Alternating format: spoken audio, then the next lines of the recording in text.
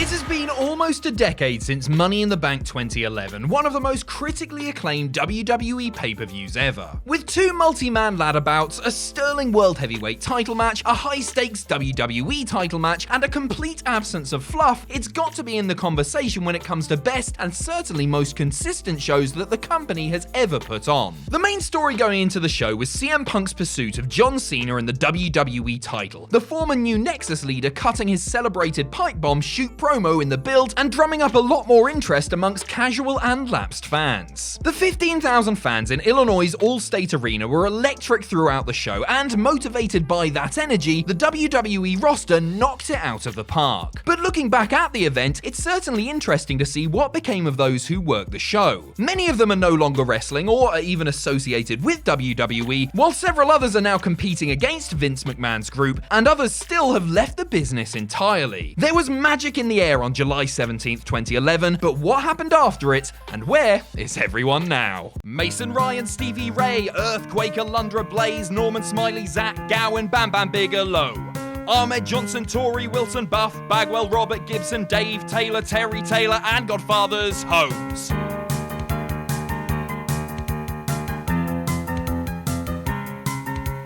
Dwayne Gill, Adam Bomb, Michael Hayes, Cor Von, S.A. Rios, Jim Manai, the manager from Kai and Tai, Jim Powers, Francine, Jack Swagger, Mean Gene, Fat Chick Thriller, Duke the Dumpster, Oklahoma Manta. What happened to that wrestler? Some were main eventing, which leaves me lamenting. What happened to that wrestler?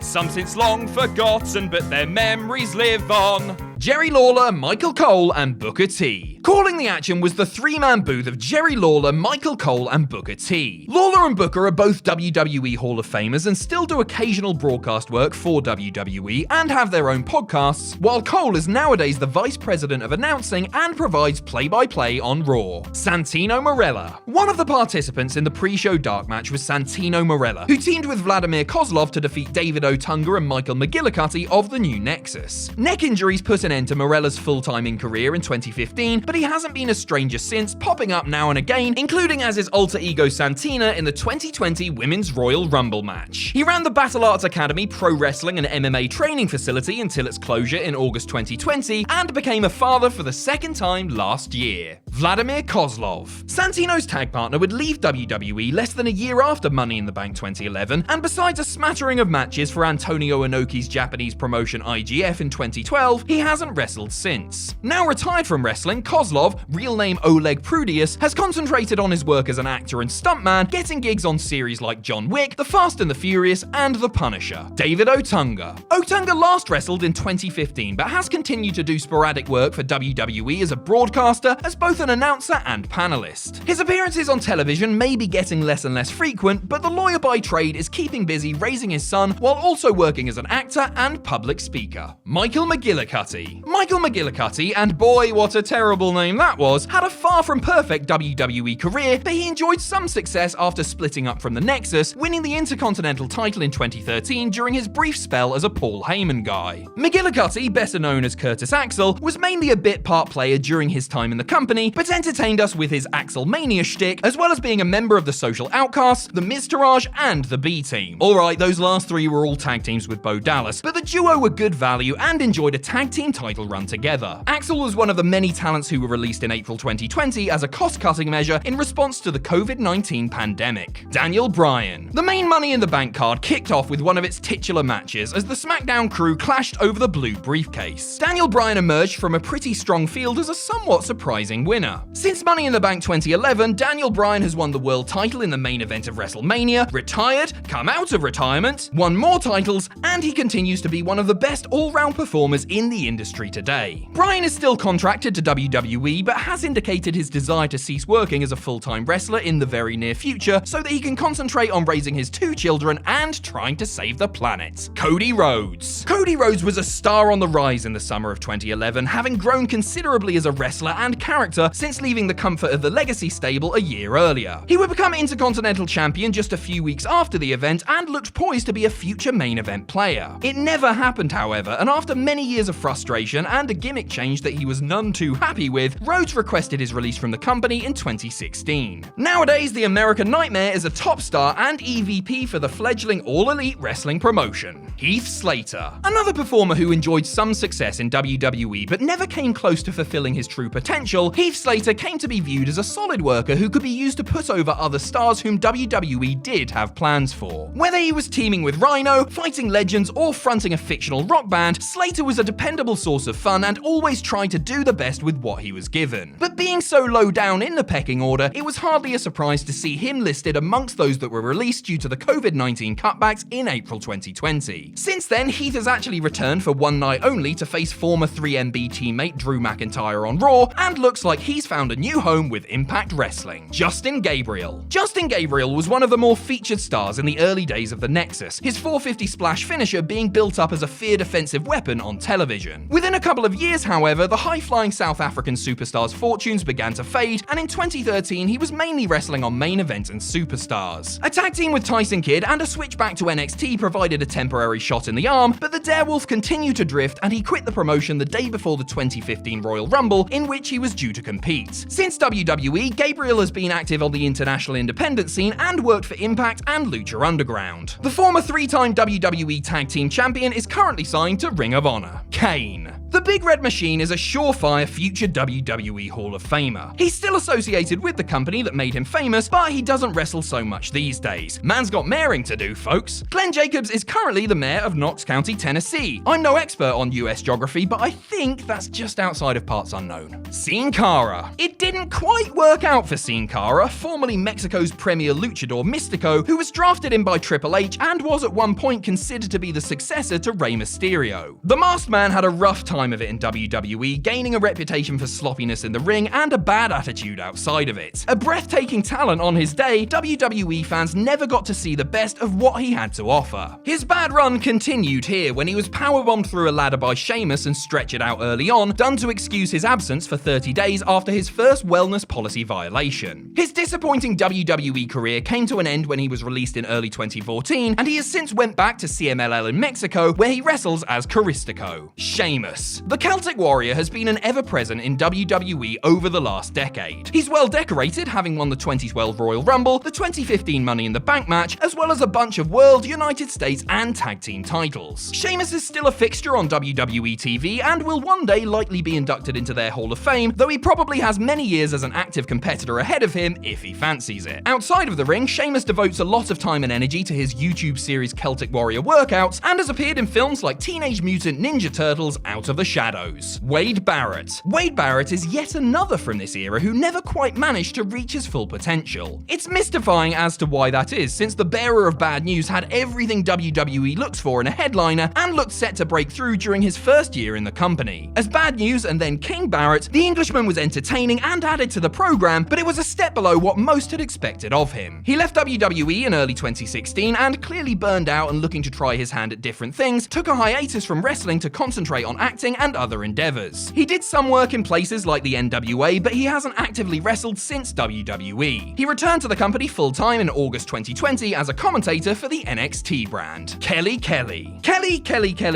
successfully defended her Divas title at Money in the Bank. Just over a year later, Kelly would depart WWE on good terms to heal from injuries and pursue a modeling career. Since then, she's worked consistently as a model, was a main cast member on the reality show Wags, and has had other roles in film and television. She has intermittently shown her face in WWE over the years, including as an entrant in 2 of the Women's Royal Rumble matches. Eve Torres. Kelly was accompanied to ringside for her match by Eve Torres. Like Kelly, she also left the company in late 2012 in order to pursue other interests. Torres, who married Rena Gracie of the famous Gracie martial arts family, now works as a head instructor for the Women Empowered program at, and is a spokesperson for, the Gracie Jiu-Jitsu Academy. The couple have 2 young sons. Brie Bella. Trying to win her title back from Kelly was was Brie Bella. Brie announced her retirement from wrestling in 2019 and was set to be inducted into the WWE Hall of Fame along with her sister Nikki in 2020 before it was postponed due to COVID-19. Not that Brie doesn't have a lot to occupy her time as a wife, mother of two, podcast host, and star of reality series Total Bellas. Nikki Bella. By Brie's side was her twin sister Nikki, who, like Brie, is now retired from wrestling. She's currently engaged to her former Celebrity Dancing with the Stars partner, the Russian dancer Artem Chigvintsev. The couple welcomed their first child, a boy,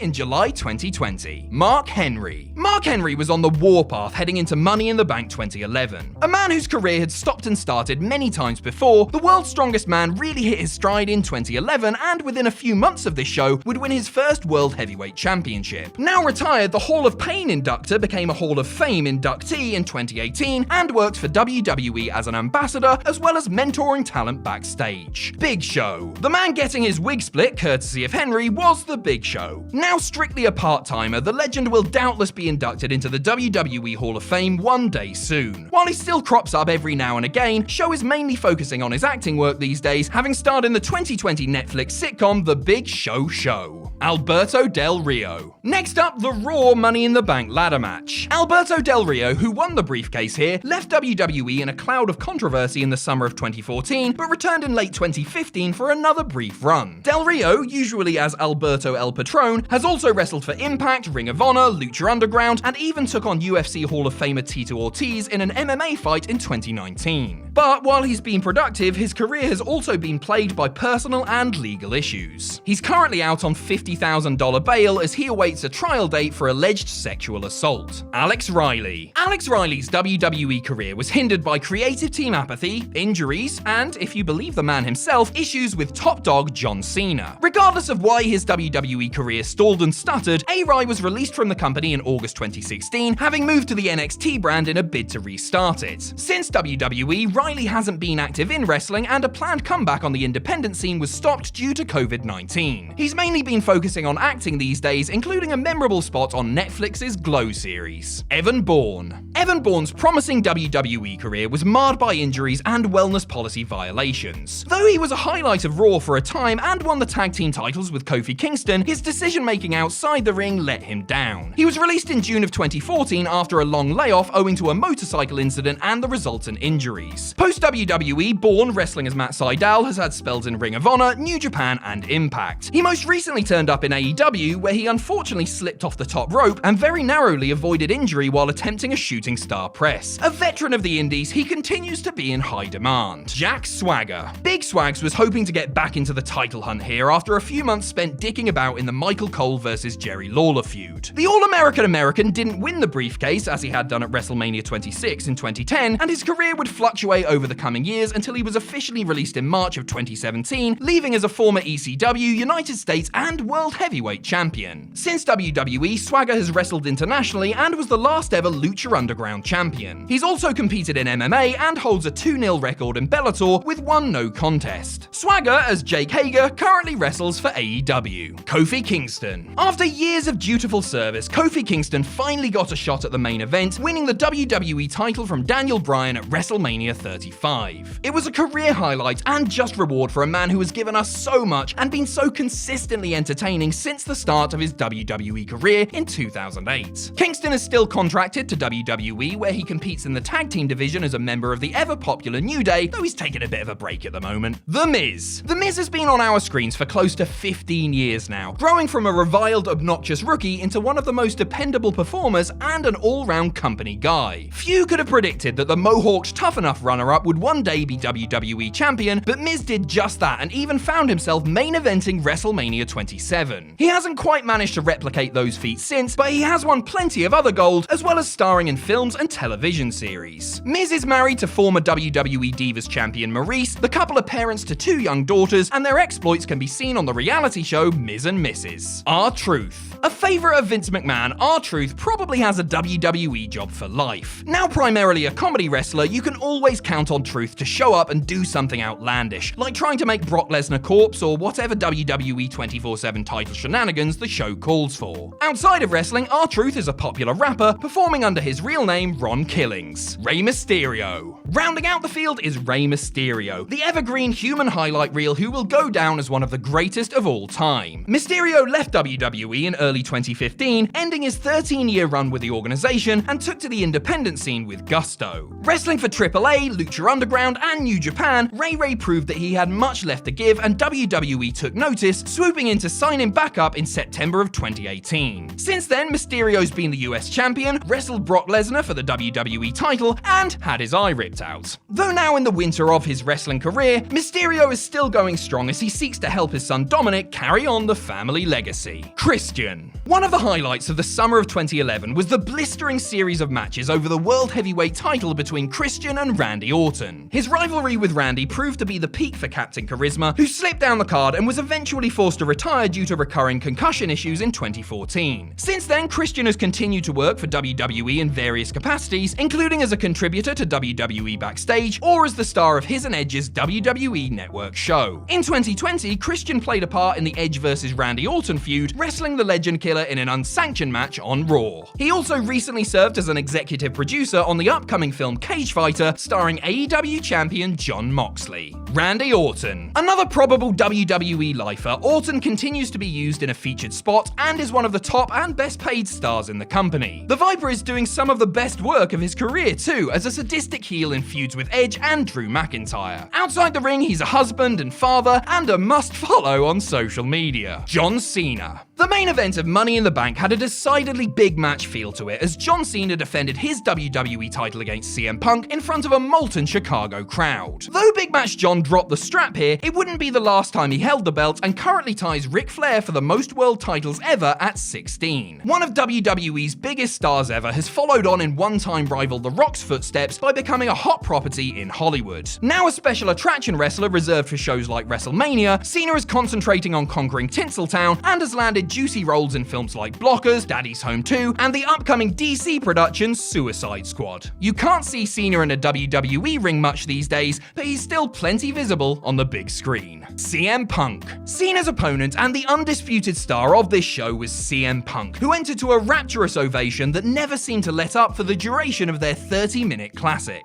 The straight-edge superstar, who seemed intent on leaving WWE when his contract expired in the summer, was riding a wave of momentum that made him one of the most popular performers in the business. Post Money in the Bank, Punk would enjoy a record-setting WWE title reign and had excellent feuds and matches with icons like The Undertaker and Brock Lesnar, but infamously walked out on the company the night after the 2014 Royal Rumble, citing burnout and creative frustrations. He hasn't wrestled since, though he has dabbed in MMA with disastrous results, starred in a couple of horror movies, and was shockingly welcomed back into the WWE fold as a contributor to the now cancelled WWE Backstage show on Fox in 2019. A return to the ring has occasionally been mooted, and Punk is certainly young enough to make a comeback, but several variables make it highly unlikely, at least in WWE. Never say never and all that though. Vince McMahon. Vince McMahon made an appearance at the end of the main event as he attempted to prevent Punk from leaving as champ and walking out on the company. Oh, the sweet irony. McMahon is, of course, still the boss of all things WWE, and it doesn't look like he's going to be slowing down anytime soon. John Laurinaitis. Also showing up with Vince was on-screen authority figure and the former real-life vice president of talent relations, John Laurinaitis. The raspy-voiced general manager left the company in June of 2012. He's periodically shown up for special occasions, but now has a life outside the business. He married the Bella twins' mother, Kathy, in 2016, making him the stepfather-in-law of Daniel Bryan, and isn't the world just a weird place, folks?